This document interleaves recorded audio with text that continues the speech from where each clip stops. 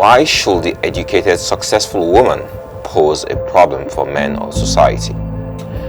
Most men seem to feel that there's no longer submission on the part of the woman, while some women believe that men see submission as equal to control. Are they the same thing? This conversation is so deep that it will be irresponsible to try and deal with the different dimensions in an 8-minute video. What am I supposed to say to the woman who says her marriage has broken down because her husband couldn't deal with her success and used violence to suppress her, even though he had no qualms with her being the breadwinner? Most women believe that the only reason men treated them as slaves was purely because men were the sole providers, and thus women had no choice but to stay in abusive marriages because they couldn't afford to leave.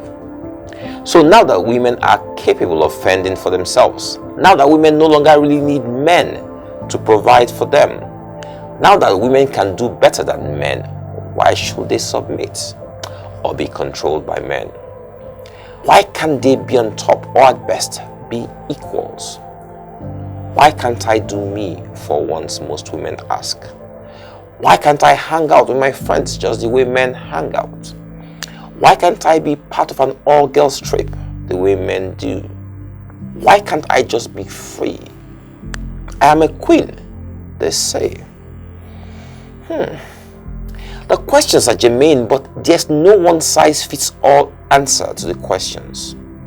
Just this morning, someone told me how his wife did some cosmetic surgery to flatten her tummy, increase her breast and backside. He's incensed because he wasn't carried along.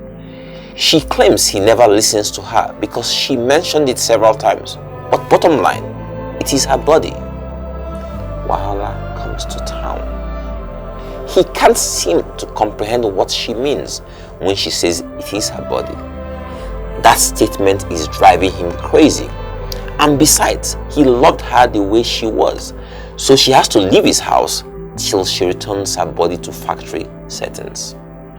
Her response is, which house am I supposed to leave? I have paid the rent for the last 2 years, so you have to leave. How does one begin to solve this problem? Is it the fault of the devil? Let us go back to Adam and Eve and see what went wrong. And when the woman saw that the tree was good for food, and that it was pleasant to the eyes, and a tree to be desired to make one wise, she took of the fruit thereof and did eat, and gave also unto her husband with her, and he did eat. And the eyes of them both were opened, and they knew that they were naked. And they sewed fig leaves together and made themselves aprons. Prior to this moment, the Bible tells us that Eve had been created from Adam's rib. They had dominion over the earth and all things in the earth. They didn't want for anything and didn't have to work for anything. They lived in the proverbial paradise. You can imagine the love, bliss, and tranquility in that garden. I have often wondered what Eve was thinking when she decided to eat that apple. The Bible gives us 3 clues. The first was that the tree was good for food. The second was that it was pleasant to the eyes, and the third and most important was that it was desired to make one wise. Food was not her problem. She didn't have to labor for food or ask. Food was in abundance around her, so she wanted to eat the only food that was not available to her. Greed. I have 10 bags, but I just have to have this one. I have 3 shoes, but OMG, this one is to die for. Abdul is a great guy, but Tosin is just so I need him in my life. Number 2, it was pleasant to the eyes, just like everything in this paradise was pleasant to the eyes. But she just couldn't resist the allure of shine. She couldn't resist the allure of the outward appearance, not caring for what's inside, not caring for the content of his character. As long as he's tall, dark, and handsome, I will follow him. As long as he works in an oil company, I will follow him. As long as he drives a BMW, I will follow him.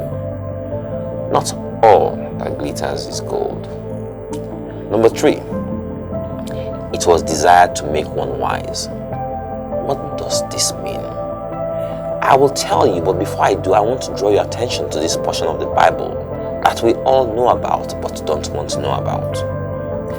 After Adam casted Eve as being the cause of his disobedience, Eve in turn blamed the serpent, after which God gave his judgment. Hear God's pronouncement upon woman. I will greatly multiply thy sorrow and thy conception. In sorrow thou shalt bring forth children, and thy desire shall be to thy husband, and he shall rule over thee. I didn't say it. God said it. God never created woman to be less than man. He created her to be equal to man. But because of Eve's lack of judgment, God then decreed that man should rule over the woman. Please remember that I am just reading what is in the Bible. You now have to decide if the Bible is the basis of your belief system.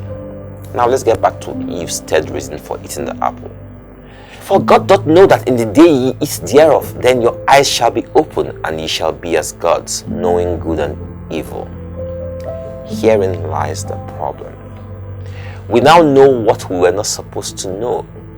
God created man and gave him the only information relevant to living a peaceable and godly life. All they saw was the goodness of God around them. Everywhere they went, they saw the display of God's love towards them. Everything was beautiful. Their hearts and eyes could only understand and see good. They were blind to anything other than God's love.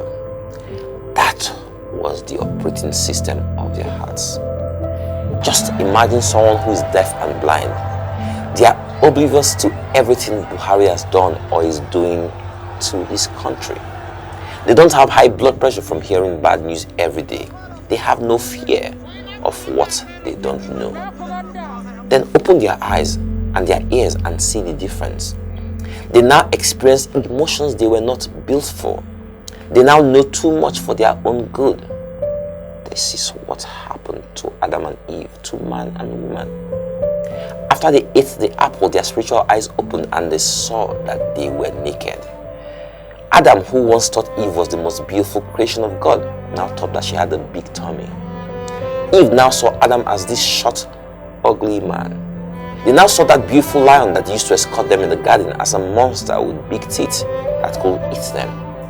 They attacked the animals and the animals attacked them.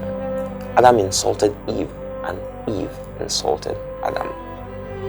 The operating system of love left man's heart and evil replaced it. The heart is deceitful above all things and desperately wicked. Who can know it? The heart of man can only give what it has. You can listen to 1,000,000 messages about relationships and marriage, but nothing will change if your heart is still operating on a corrupted version. He can call you queen all day, but you won't hear it.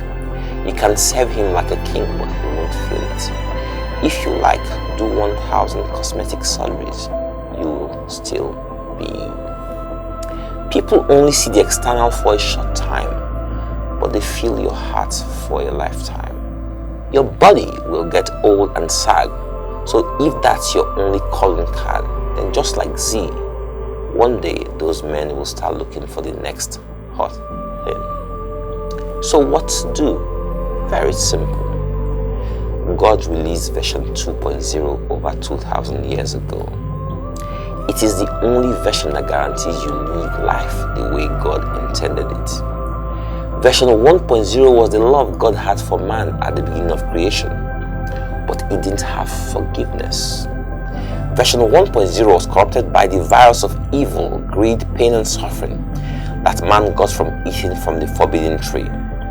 Version 2.0 is love on steroids with forgiveness sprinkled all over it. When you operate in version 2.0, you will see no evil and hear no evil. Have you not heard that love covers a multitude of sins? I don't care what the issue is, because you only see issues when you're not operating in love. You can change partners all day long, but you'll still get the same result until you change your heart. Download Yehoshua today into your heart and see the difference. If you still see evil and hear evil after downloading him into your heart, then you must update your heart daily with his word until all the virus from the fruits of the forbidden tree disappears completely. You will know this has happened when you no longer see evil in the next person or hear evil about the next person. Do you know the best thing about version 2.0? Do you remember that judgment God handed down to woman? Version 2.0, also known as true love, frees you from it. When we all start operating in true love, society will be healed. Contention between men and women will disappear. Heartaches will become a thing of the past. True love doesn't see or look at what the next person is doing or has done. True love is blind to faults, anger, jealousy, hatred, and unforgiveness. True love doesn't know or care who the breadwinner is. True love gives and shares. True love doesn't see or know slavery.